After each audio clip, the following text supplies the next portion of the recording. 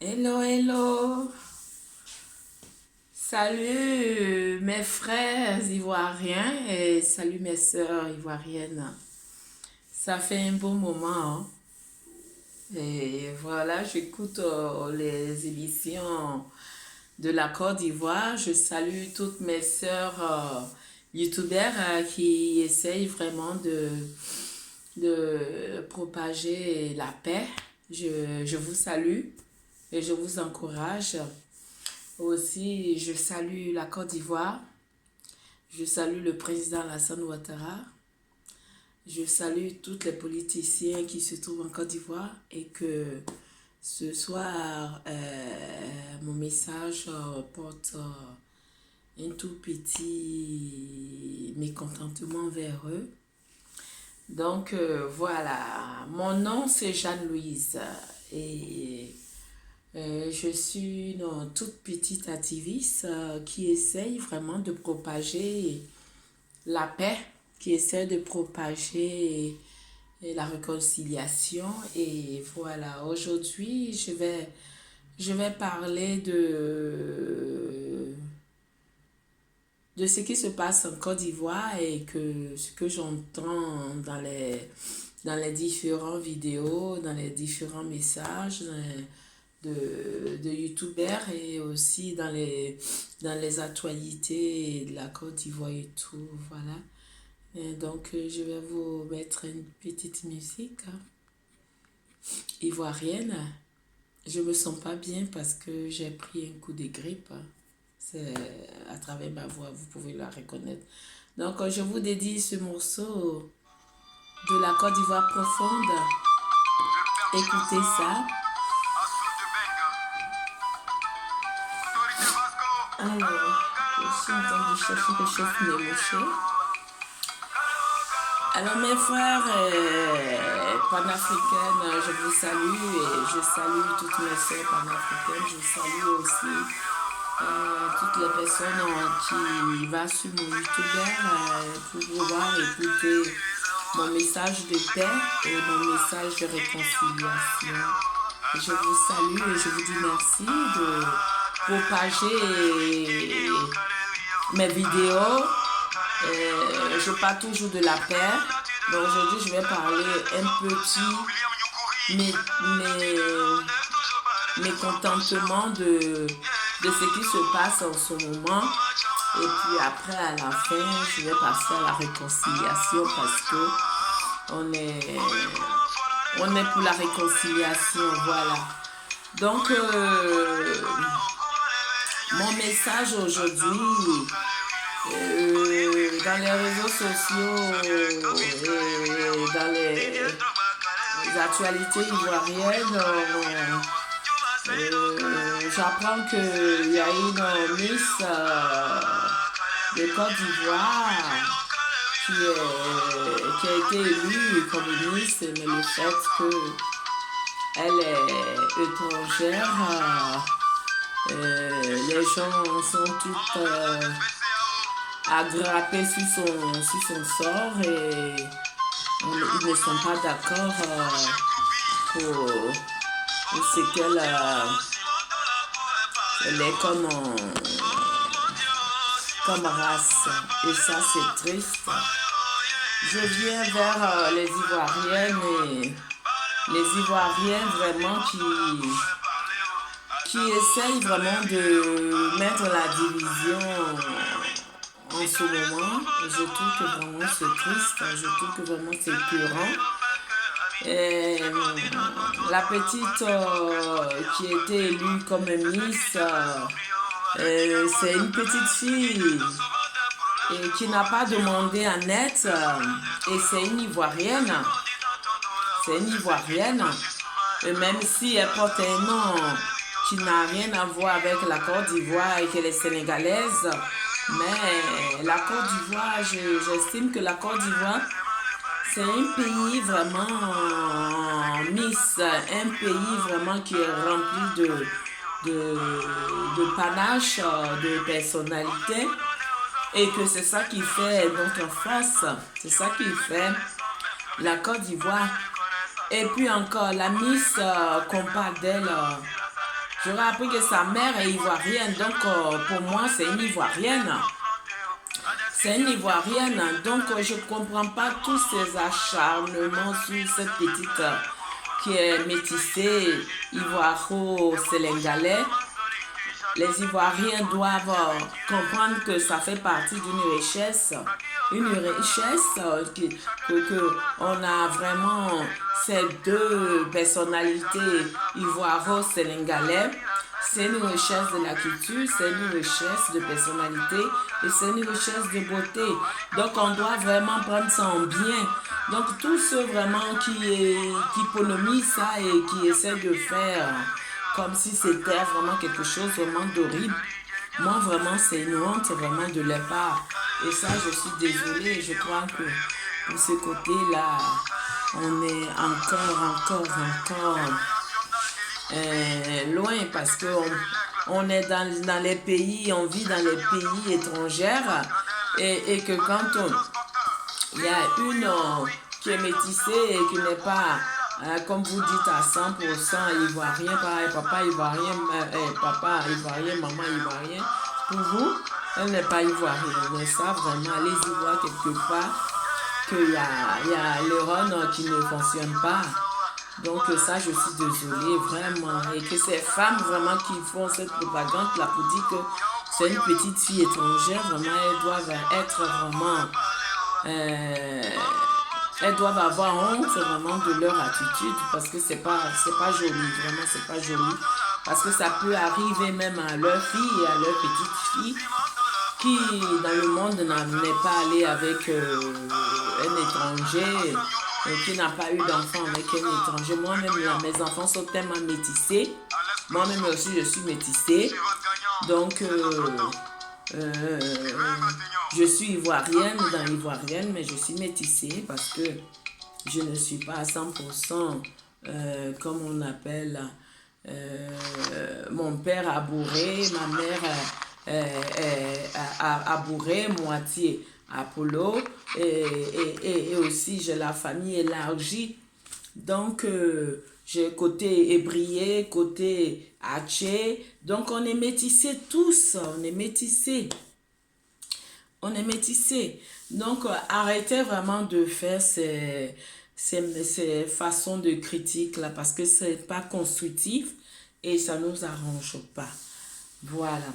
Donc, je demande à cette petite fille qui est vraiment en ce moment sur les réseaux sociaux avec le fait que son père est sénégalais, son nom est partout. Je demande à sa maman vraiment de nous excuser, de ne pas tenir compte vraiment de ce qui se passe dans les réseaux sociaux, ce qui se passe comme interview dans les différents journaux pour dire que sa fille est étrangère, il ne faudrait pas qu'elle tienne compte de ça, qu'elle n'est qu'à minimiser. Ceux qui disent ça, c'est que vraiment ils n'ont rien dans le run, ils n'ont rien vraiment dans le run, que ce sont des personnes vraiment qu'on ne doit pas tenir compte parce que c'est pas des choses vraiment à dire vraiment parce que la Côte d'Ivoire c'est pas comme le Togo ou le Burkina ou bien c'est un pays vraiment qui a plus de 60 ethnies qui est mélangé. Donc c'est on doit comprendre avec tous les étrangers qui vivent avec nous depuis combien de siècles, ce sont des Ivoiriens. Donc on a été métissés et tout. Donc ce côté-là vraiment, on ne peut pas vraiment fonder la politique sur ce côté-là. On doit vraiment faire vraiment la part des choses. Vraiment, on doit vraiment faire la part des choses.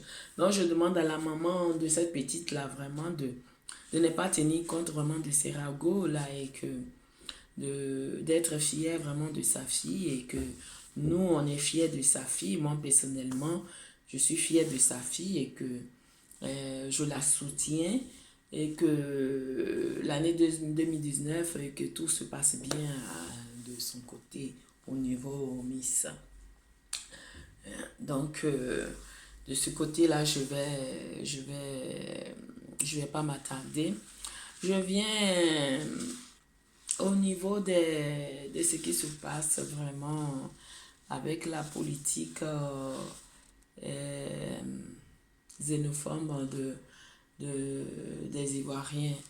Les Ivoiriens, au début, on disait que c'était Laurent Gbagbo qui est xénophobe.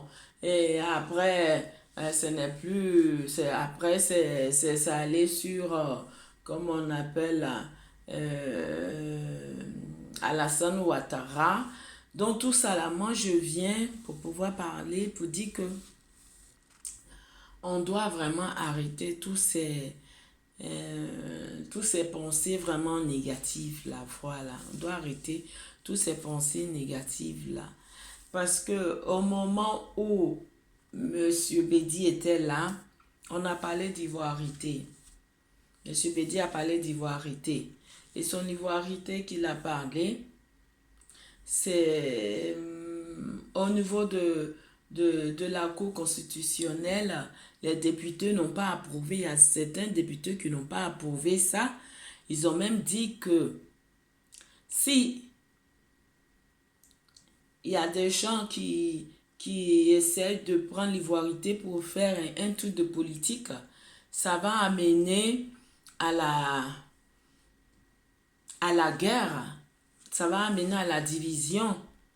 Il y a même, si vous vous souvenez, Monsieur Vaudier Francis, il a toujours, il n'était pas d'accord pour le fait qu'on utilise l'ivoirité sur une forme politique.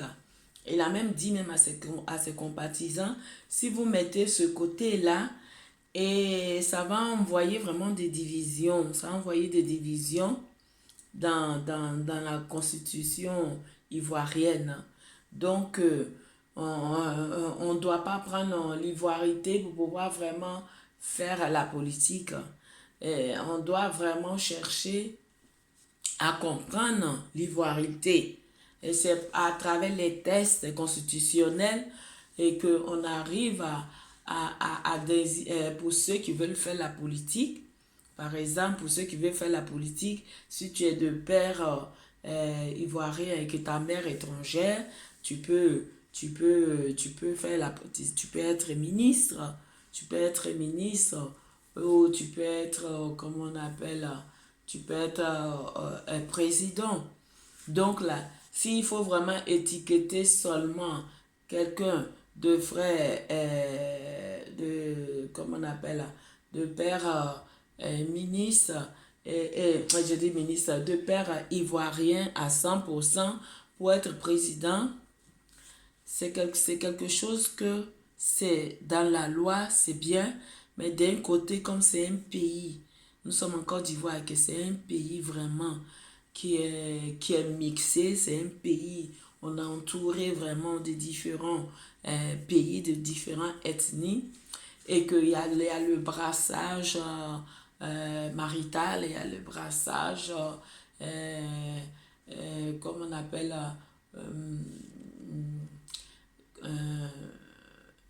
le brassage de communauté pour, si on veut voir, pour vivre ensemble.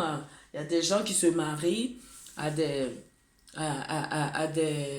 étrangers, ils vivent en Côte d'Ivoire, ils font des enfants et ainsi de suite, les enfants deviennent ivoiriens et tout ça. Si on veut prendre l'ivoirité pour dire que le père doit être forcément ivoirien pour pouvoir être président, ce sont des choses qui amènent à la guerre.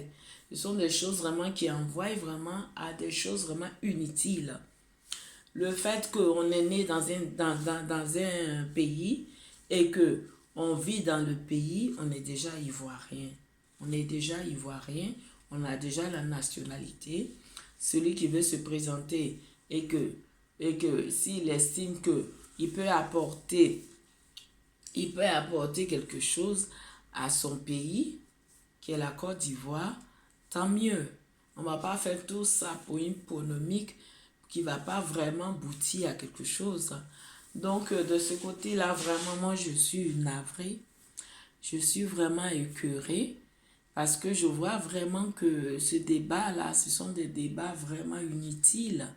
Ce sont des débats inutiles qui ne servent à rien et qui servent toujours dans les commérages de litiges et tout. Donc, on doit arrêter toutes ces confusions-là. Je demande beaucoup à mes frères politiciens que vraiment c'est quelque chose vraiment qui amène vraiment à la division. Donc, en ce moment, on parle de l'ivoirité au niveau PDCI, il parle de l'ivoirité, je ne sais pas où vraiment ils veulent en venir avec l'ivoirité. Et ce sont des choses vraiment que ça va envoyer encore des divisions. À cause de l'ivoirité, Soro Guillaume a eu vraiment, comme on appelle, une manière de voir la politique. Aujourd'hui, comme on appelle, il a combattu avec le président Alassane Ouattara, où ils sont arrivés au pouvoir. Et ensuite, il pensait trouver un truc de changement. Il a trouvé que c'était pas la même chose. Monsieur Alassane Ouattara qui disait que c'est parce que on le mettait à part et que à travers la frustration, il n'a pas voulu ce genre de discrimination là. Donc là, il a tout fait pour être au pouvoir. Et ça continue toujours, ce n'est plus maintenant ivoirité, ça continue vraiment dans le domaine de, comment on appelle là, le président Alassane Ouattara, je ne sais pas si c'est moi seul qui vois ça, mais je vois que vraiment, il regroupe toutes ces personnalités du Nord pour pouvoir former son parti. Il y a plus de personnes du Nord qui est formé de son parti et plus de personnes du Nord qui est nommé à la tête des ministres, à la tête des hauts postes de fonction où lui-même, M. Alassane, quand Gbagbo était au pouvoir, Gbagbo nommait tous les BT avec d'autres personnes et il laissait les personnes de Nord à part. Donc là, il y a eu tout ces tralala là que M. Soro Guillaume a combattu pour ça. Il a dit que c'était pas normal et que eux on les écartait de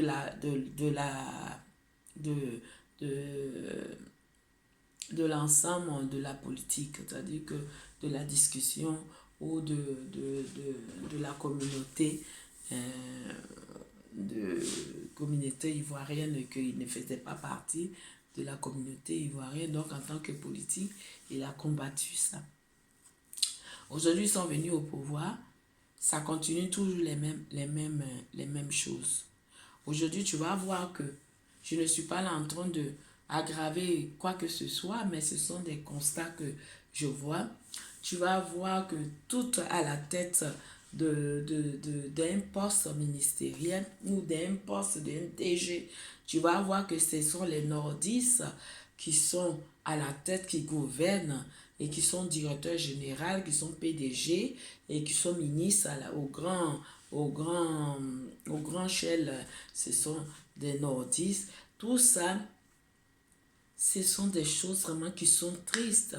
Parce que moi, quand Alassane est venu au pouvoir, je me suis dit que le fait que lui, il a pour épouse une femme blanche et puis encore, il a vécu longtemps dans un pays étranger, je me suis dit que lui, au moins sa politique sera une politique qui est mixte, une politique où son gouvernement sera mixé de toute ethnie confondue, toutes les 60 ethnies confondues, pas seulement les personnes de nordistes qui ont des postes, des hauts postes ministériels, qui sont à la tête, et les autres sont les autres ethnies qui ont des postes bas, des postes bas. Et tout ça, c'est pas bien. C'est pas bien. Parce que la manière que M. Alassane Ouattara a critiqué le président Gbagbo, il devait avoir vraiment un changement de balayage ministériel au niveau des députés, au niveau des députés à l'Assemblée nationale, tu vas voir que au niveau de leurs parlementaires, ce n'est pas seulement les autres partis qui sont dedans. Donc là, il y a plus de partis RHDP qui sont en majorité par rapport à les autres partis d'autres politiques. Et ça, c'est vraiment honteux. Et ça, c'est triste. C'est triste parce que de mon côté, je me disais que M. Alassane Ouattara allait vraiment changer ce côté-là. Et même si il a vu que l'ex-président, M. Gbagbo, il mettait à la tête du pouvoir à les différents acteurs de son ethnie. Donc là, lui, il est venu au pouvoir. Il devait vraiment montrer à M. Gbagbo, moi, je ne peux pas faire comme toi. Moi, je vais mixer tout le monde. Tout le monde va gouverner. Celui qui mérite d'être à ce poste-là, il le fait. Mais je ne vais pas mettre 3, 4 musulmans dans un poste haut placé. Je vais mélanger tout le monde et tout le monde va coopérer ensemble. Donc là, jusqu'à présent, ce côté-là, mafiosis ministériel au niveau des postes ministériels des ethnies, ça existe encore avec le président Alassane Ouattara. Et ça, ce n'est pas bien. C'est pour ça que dans ma vidéo là, j'ai une vidéo où j'ai dit au monsieur Alassane Ouattara, c'est un travailleur. C'est quelqu'un quand il a la poste, il est quelque part, il fait travailler ses athlètes, il fait travailler ses personnes. Mais même si le président travaille, mais le fait même qu'il nomme des personnes seulement de son ethnie, de son ethnie, qui est Tchoula ou qui est Maliké, c'est pas normal. C'est pas normal. Monsieur le président doit faire, c'est-à-dire qu'il doit nommer toutes les personnes, toutes les 60 ethnies qui se trouvent en Côte d'Ivoire. Il doit panacher tout ça. Si c'est 10 postes ministériels pour un homme du Nord, 10 postes ministériels pour un homme du Sud, 10 postes ministériels pour un homme de l'Ouest, 10 postes ministériels d'un homme comment on appelle là, l'Est. Donc, tout ça là, si on met 10 postes du Nord, 10 postes de l'Est, 10 postes de l'Ouest, 10 postes de l'Est, vous allez voir que ces personnes vont vraiment travailler ensemble dans la cohésion et dans la fraternité. Mais le fait que il y a un président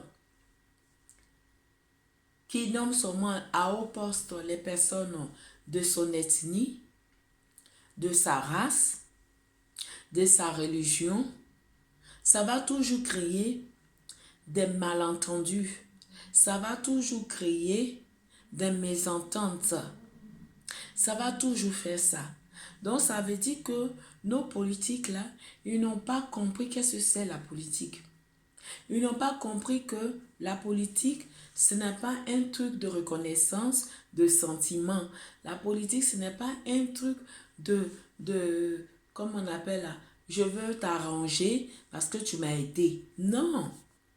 La politique, c'est quelque chose vraiment de l'éducation.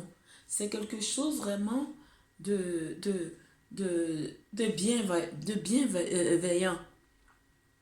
On ne vient pas à la politique parce qu'on a combattu avec son frère. Et son frère, même si il n'est pas à la hauteur d'être ministre comment on appelle là, ministre de la Défense, ce n'est pas son devoir, mais on va le mettre ministre de la Défense alors qu'il n'a aucune compétence pour être ministre de la Défense. Non, il va mettre quelqu'un vraiment qui représente, qui a la capacité de ces fonctions-là, afin de pouvoir faire ça. Donc vous allez me dire que toutes les personnes qui sont à la tête comme on appelle, de la tête ministérielle, qui sont musulmans, qui sont djoula, il n'y a pas d'autres ethnies comme Bété, comme Abouré, comme djoula, je dis comme djoula, comme Bété, Abouré, Ani, Nyamboa, Guéré, Yakuba. Il n'y a pas ces personnes à la tête aussi comment on appelle, le poste ministériel plus haut. Si les gens qu'on les met, les bêtés qu'on les met à la tête de ministériel, là, tu vas voir que ce n'est pas de bon poste. C'est un poste vraiment, on va dire ministre de jeunesse, on va lui mettre là-bas, on va mettre un bêté. Mais quand c'est ministre de la finance, on va mettre un djoula. Quand c'est ministre du trésor, on va mettre un djoula. Quand c'est ministre je sais pas moi, de la défense, on va mettre un djoula. Ça, c'est pas bien. Moi, j'estime que si on met un ministre, on fait le nettoyage. Par exemple, si on a mis un djoula, ministre de la défense, ministre comment on appelle, de la justice, on va mettre un Ani. Ou bien, si c'est un ministre comment on appelle, de, de finances, on va mettre un guéri. Ou un ministre de trésor, je ne sais pas, on va mettre quelque chose vraiment, je ne suis pas douée dans tout ça là, mais ça pour dire qu'il faut qu'il y ait vraiment des partages vraiment réciproques, des partages vraiment réciproques et que ces personnes puissent travailler en collaboration réciproquement. C'est ça qui fait jusqu'à aujourd'hui, il y a toutes ces divisions-là. Parce qu'au niveau du PDCI, ils trouvent que M. Alassane met tous ses compatriotes Djoula à la tête du nordiste, à la tête des ministres, des trucs ministériels, même au niveau même des PDG, tout ça là, ce sont les Djoula qui gouvernent tout ça. Alors que la Côte d'Ivoire n'est pas fondée seulement que des nordistes. Il y a plusieurs ethnies. Donc là, si aujourd'hui il y a toutes ces divisions-là, que les gens sont fâchés pour ça, M. Alassane n'a qu'à regarder, il n'a qu'à bien voir, pour éviter les divisions, tout ça là, pour éviter vraiment les partis, les opposants qui n'ont pas de droit à la parole et que on ne donne pas vraiment la satisfaction de leur parole quand ils sont dans un truc parlementaire, ils ne sont pas minoritaires parce que le président ne leur a pas donné l'opportunité d'être minoritaire. Il y a seulement le RHTP qui est plus prioritaire. Quand c'est comme ça, quand ils prennent une décision, les partis opposants, ils ne peuvent pas prendre la décision, ils ne peuvent pas prendre une décision parce que il n'y a pas assez de FPI dans l'Assemblée parlementaire, il n'y a pas assez de PIT dans l'Assemblée parlementaire, il n'y a pas assez de PDCI dans l'Assemblée parlementaire et il y a d'autres partis aussi qui sont en train de venir, ils ne sont pas assez dans le parlementaire. Quand c'est comme ça envoie des divisions. Donc, s'il y a un budget ou bien s'il y a un truc qui doit se construire, vous ne pouvez pas avoir vraiment de bonnes intentions et ça devient toujours des conflits. Ça devient toujours des conflits. Moi, je pense que la base là, c'est pas le fait que les personnes, on parle de l'ivoirité, mais c'est le fait que entre nous-mêmes là, entre nous, Ivoiriens, et qu'on est différents ethnies dans la Côte d'Ivoire, quand on arrive à la politique, chacun veut gouverner pour sa race. Chacun veut gouverner pour son ethnie.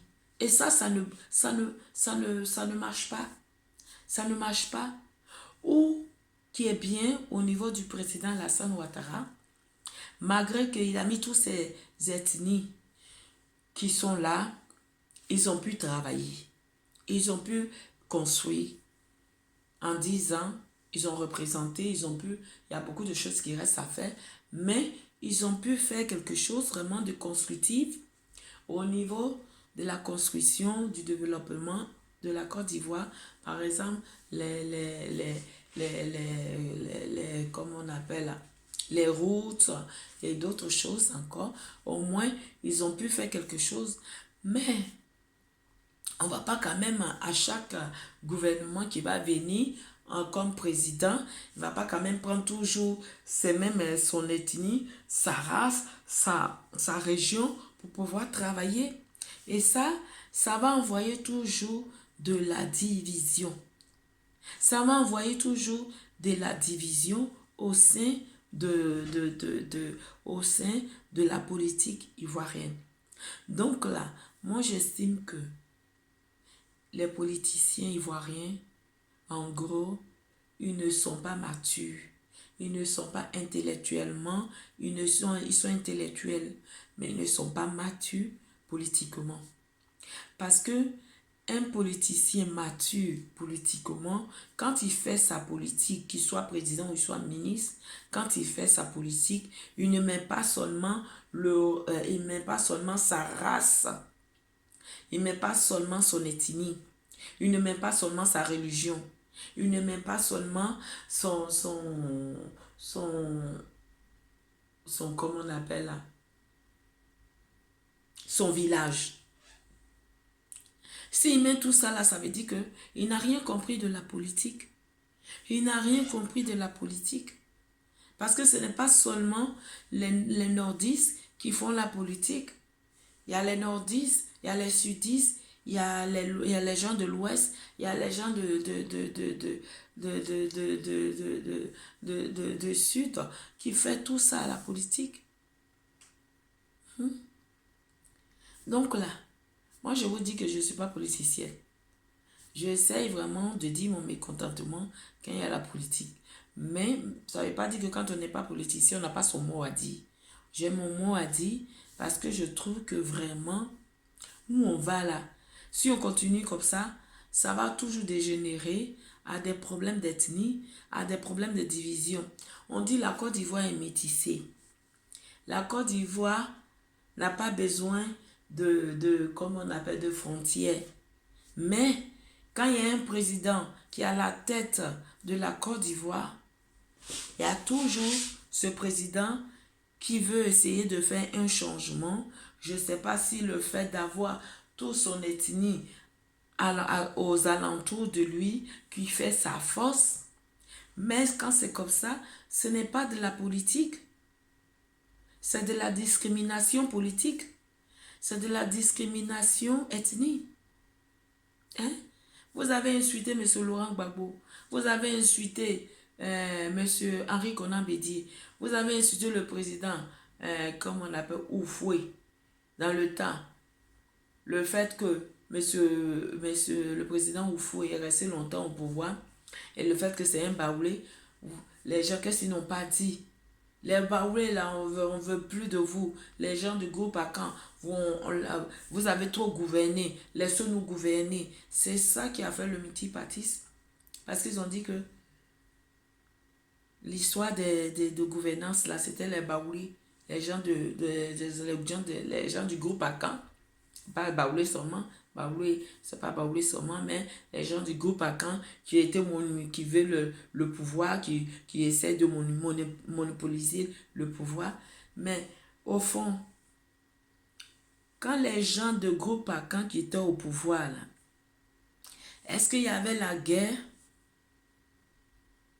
Quand les gens, je ne veux pas faire la discrimination, je ne veux pas insulter quelqu'un, mais si vraiment on est vraiment véridique là, au moment où les gens du groupe Akan qui étaient au pouvoir, est-ce qu'il y avait la guerre? Quand le président Houphouët-Boigny était au pouvoir, il y avait la guerre, il n'y avait pas de guerre. Certes, il faisait des choses, Et on peut pas être satisfait partout. Il faisait des choses qu'on n'était pas satisfait. Mais la Côte d'Ivoire était tranquille. M. Bédier aussi, il était au pouvoir. Il ne faisait pas des choses qui n'étaient pas bien. Mais la Côte d'Ivoire était tranquille là. La Côte d'Ivoire était tranquille. On nommait tout le monde. Tu voyais un Djoula, tu voyais un Bété, tu voyais un Guéré qui était à des postes ministériels. C'est autant de Gbagbo, quand Gbagbo est venu au pouvoir. Il a trouvé que les gens de groupe Akan, ce sont des gens qui sont soifés du pouvoir. Donc il a fait un balayage.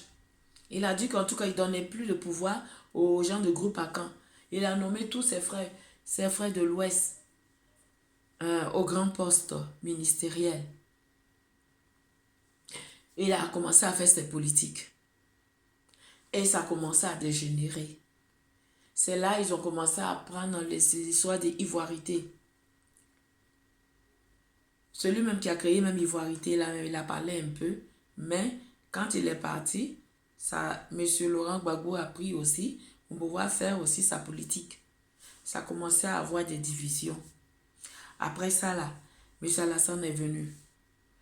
On s'est dit qu'il y aura un changement. Afin d'ivoirité, là, on ne va plus entendre parler de ça. Ça va changer. Il y aura, comme on appelle, une Côte d'Ivoire unie, une Côte d'Ivoire réciproque, une Côte d'Ivoire de partage mutuel. Alassane est venu. On retrouve encore Ivoirité nordiste. Ivoirité nordiste. Tu vas entendre, quand je regarde, j'écoute les informations à la tête d'un ministre, un grand ministre, un grand poste, tu vas voir que c'est Koulibaly. Tu vas entendre à grand poste, on va entendre c'est Traoré. Tu vas entendre à la tête de tous les directeurs de RTI. On ne va pas mettre un Agnier, on va mettre un Koulibaly là-bas. Ou je sais pas, les musulmans, les noms, moi je ne connais pas trop. Donc là, on va les mettre à la tête. Tout ça là, ça veut dire que nous les Ivoiriens, on n'a rien compris encore.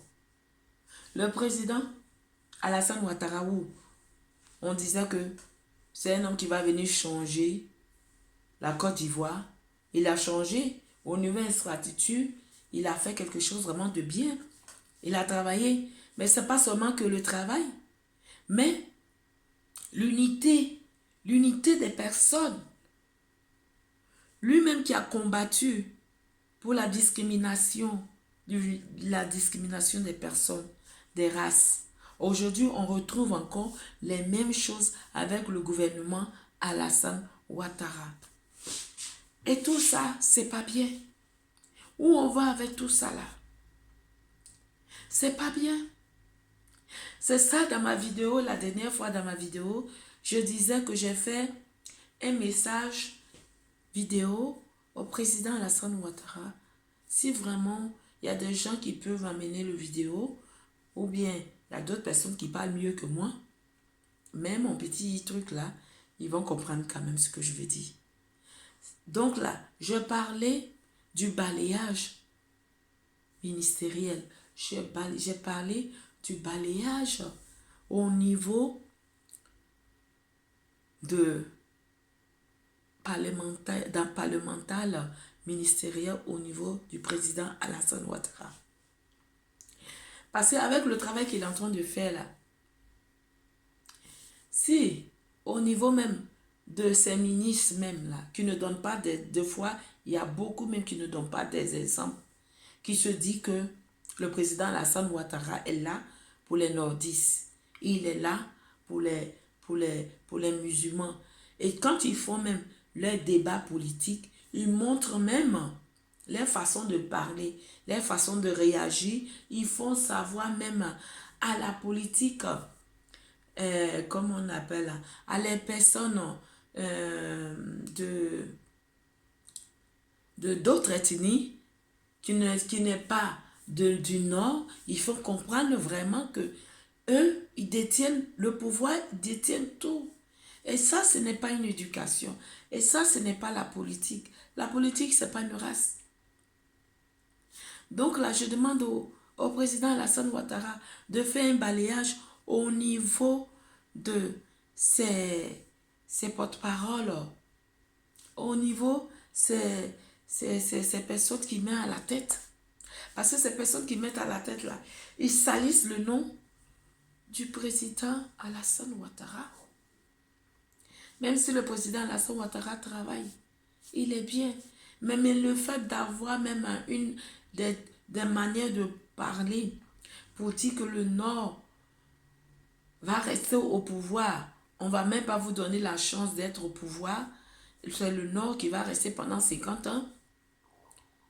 Dans le jargon parlé ivoirien, et aussi dans leur manière, dans leur façon de faire la politique.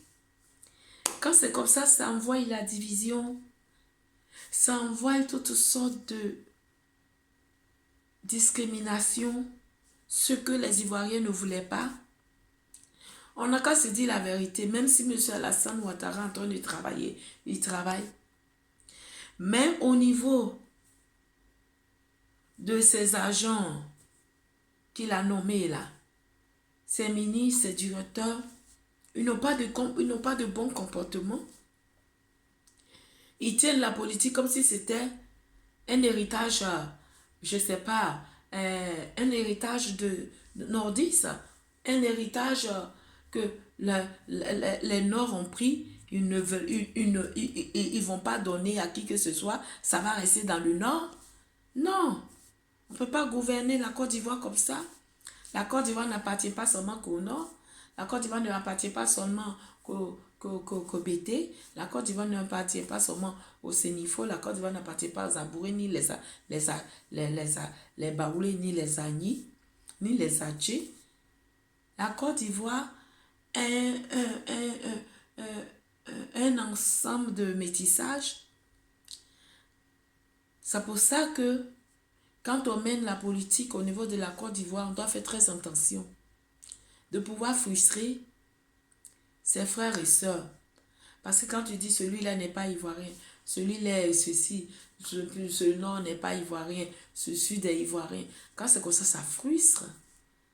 Ça frustre. Et les gens même qui ne comprennent pas, qui n'ont pas l'esprit large de la politique, qu'est-ce qu'ils vont faire? Ils vont commencer à avoir une certaine manière de voir entre les Ivoiriens et ça va envoyer vraiment des choses vraiment horribles. Moi, je dis au président Alassane Ouattara, il n'est pas encore tard. Tu es le président de la Côte d'Ivoire. Tu es le président des Ivoiriens. En ce moment, ce qui se passe là, en Côte d'Ivoire, là, où il y a la division d'ethnie, où il y a les divisions vraiment de clans, il est temps, monsieur le président, il est temps que vous devez faire un grand balayage.